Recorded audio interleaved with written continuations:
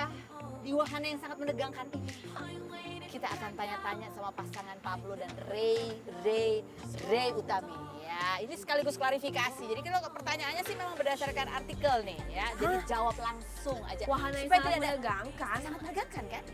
Tegang loh kalau udah di atas tuh tegang banget ya nggak sih? Enggak ya? Enak ini mah, relax. Oh, emang sering kesini ya? Deket dari rumah. Cuman 5 menit aja. 5 menit saja. Di sini mah nggak ada permainan yang ekstrim. Lebih ekstrim kalau Ray ninggalin saya. Oh, aduh. Aku jadi pengen terjun bebas. Ya, oke kita mau tanya nih, ini ada artikel, bunyinya artikel adalah begini. Terungkap, suami Ray Utami ternyata pernah jadi sopir angkot. Ya benar begitu? Iya benar. Itu tahun berapa waktu itu? 2005 ya. 2005? Beneran Ya. supir angkot apa lagi Supir magang angkot. aja jadi Enggak, supir angkot? Beneran? Iya, jadi supir angkot.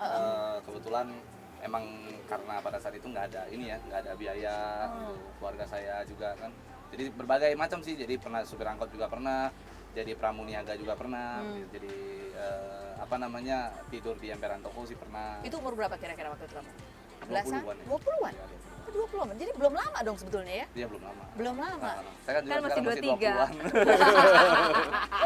Iya. Kok bisa terus akhirnya jadi kaya? Gimana ceritanya?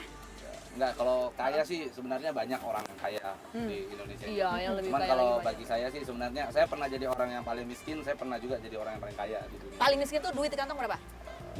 10.000. 10.000 pernah. Bisa makan tuh.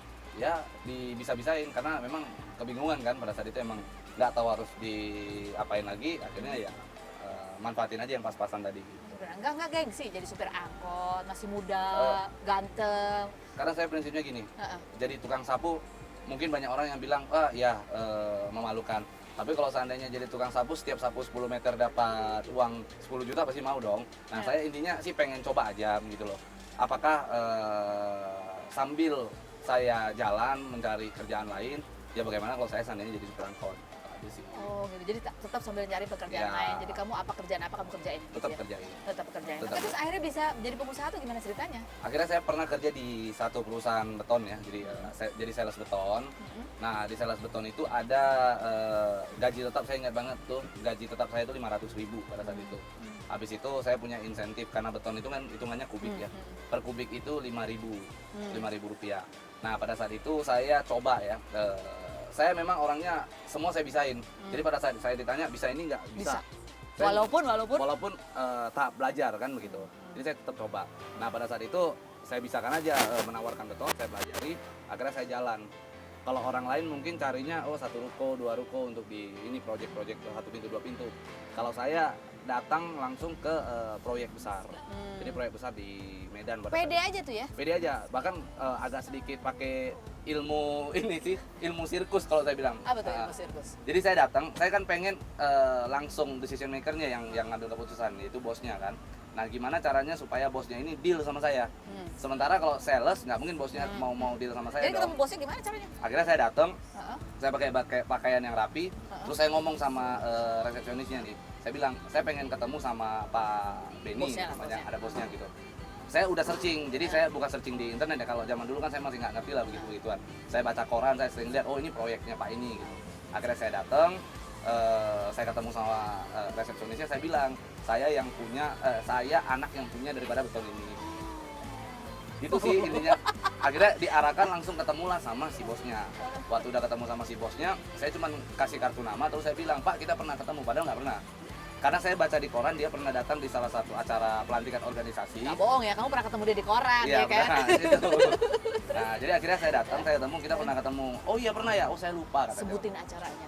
Saya sebutin, karena kan memang saya baca di koran itu kan. Akhirnya saya ngomong, gimana bantu dong kok gitu kan, saya baik-baikin. Akhirnya deal lah itu, dia bilang ya udah nanti saya hubungin. Ternyata beton yang dia pakai selama ini ternyata terlambat, sering telat ngirimnya. Akhirnya kitalah yang dikasih kesempatan pada saat itu. Nah proyeknya itu sekitar 700 pintu. 700 pintu. Berapa kubik itu? Jadi lumayan lah ya. Nah bonus saya itu meledak tiba-tiba dalam waktu 3 bulan. Saya pasti ingat bener, saya punya uang 300 juta. Dan saya nggak pakai bank. Jadi saya cuma uang itu saya taruh di laci. Saya kan ngekos ya. saya taruh di laci. Setiap hari saya taruh di laci. Auto 300 juta. Setiap hari saya keluar itu saya cuma ambil uang 20.000 dari laci. Jadi 10.000 buat bensin, 10.000 lagi buat makan, rokok dan lain-lain. Itu aja yang saya tahu. Nah setelah 3 bulan, akhirnya banyak yang nyaranin saya ada usaha ini ya. Saya mau peluang kan, saya putusin, saya berhenti, saya buka laci, saya hitung ada 300 juta. Modal buat apa? Bikin apa pertama? Pertama kali saya bikin itu kilang kayu. Jadi saya punya pabrik kayu ya. Modal sendiri, saya kredit 1 mobil pick up. Saya yang nyupirin sama 1 kernet gitu, satu yang tukang angkatnya, tukang manggulnya. Jadi kita berdua, jadi setiap kali 1 mesin giling kan ada ya. Jadi saya yang megang, saya yang nyorong, dia yang nerima gitu. Kita lakukan itu. Kenapa pilih bisnis itu? Karena kebetulan memang pada saat itu laku banget kan. Laku banget. Mebel-mebel sering pakai dan sebagainya. Lagi nih artikel. Suami Ray Utami, Pablo Putra Bedoa dikabarkan adalah seorang preman dan keponakan seorang petinggi negara. Jangan-jangan ini juga ya, gara-gara saya anaknya ini. Aduh, udah jadi berapa anak siapa aja? Enggak, jadi memang saya kalau dibilang preman, karena saya mungkin punya prinsip begini ya, saya kan free man, jadi saya itu bebas, saya nggak mau diatur sama siapapun, saya nggak suka ngikutin satu aturan, bahkan saya hari ini saya berpolitik ya, saya punya partai, boleh tanya di partai saya, orang yang paling bebal itu saya. Nggak mau nurut ya? Nggak mau nurut. Jadi kamu nurut sama apa? Saya cuma nurut sama satu, prinsip saya sendiri. Oke, berikutnya. Suami Ray Utami ternyata, sensor loh kata-katanya. Ini ada artikel ya, artikel begini, suami Ray Utami ternyata dan suka main perempuan.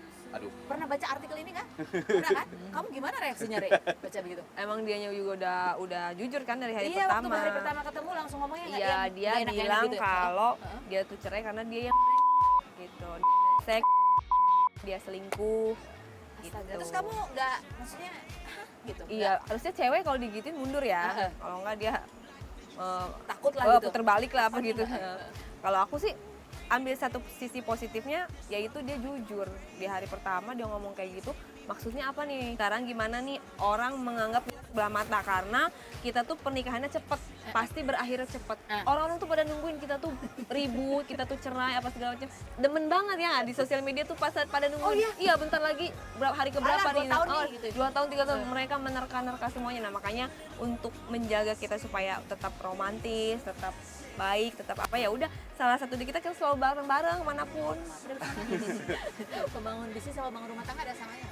Sama sih, jadi dibangun dengan lobby-lobbyan dulu di awal kan gitu. Kamu kalau ngelobi juga suka belak-belakan gini, saya orangnya gini ya? Iya, saya begitu. Ya kalau mau bekerja sama saya silakan, kalau enggak ya enggak apa-apa gitu. Banyak yang mau kerja sama Dan saya. pede aja gitu ya? Saya pede aja gitu. Kalau bisnis juga pakai kirim mobil gitu nggak? Oh, susah juga. Memang luar biasa Rumpi ya. Mantap. Mantap Jadi, kali. tapi kalau ceritain mobil itu kan orang penasaran ya, Iya. ternyata karena dia juga punya leasing ya. Dan kebetulan mobilnya rusak, itu termasuk kode-kode dia ya? Iya.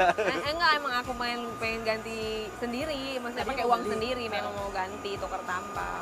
Dia nanya Rabu kemana, ya aku bilang mau ketemu kepala bengkel, bener ya kan? Nggak bisa ketemu karena mau ketemu kepala bengkel. Dia nyawarin. Alhamdulillah, berarti itu kan rezeki saya, Bener. gitu, rezeki saya, rezeki anak saya. Udah jodoh lah pokoknya ya, Ah, klop lah ya. Bener, aku juga semenjak jadi janda, aku pikir wah aku bakalan nikah 5 tahun lagi nih. Ternyata Allah bilang dalam 7 hari kamu nikah, itu adalah rezeki saya. Jadi ya alhamdulillah. Oke. Yuk kita ganti wahana yang lain. Seru ya perbincangannya. Ternyata muter-muter itu banyak loh. Banyak loh. 3 putaran loh kita ya. Tetap di Rupi. Girl, your time just so over my head.